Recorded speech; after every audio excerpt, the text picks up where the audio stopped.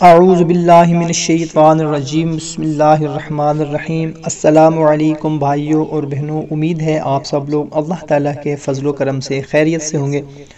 دعا کرتے ہیں کہ یا اللہ ہمارے جتنے بھی غیر شادی شدہ بھائی بہن ہیں جن کی شادی میں کسی بھی قسم کی رکاوٹ ہے، یا اللہ وہ سب رکاوٹیں دور فرما دے، آمین۔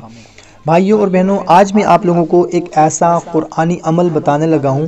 اگر کسی لڑکی یا لڑکے کی شادی میں تاخیر ہو رہی ہو، کوئی رکاوٹ ہو یا اچھا رشتہ نہ ملتا ہو، تو ان کو چاہیے کہ سب سے پہلے 5 وقت کی نماز کو اپنا معمول بنائیں، حقوق العباد کی پابندی کریں اور یقین کامل کے ساتھ ہر نماز کے بعد اول و آخر 11 مرتبہ درود ابراہیمی پڑھنے کے بعد درمیان میں صرف 1 مرتبہ سورہ محمد پڑھ لیں اور پھر اللہ پاک سے دعا کریں۔ انشاءاللہ تعالیٰ آپ دیکھیں کہ بہت ہی جلد اچھی جگہ پر شادی ہو جائے گی۔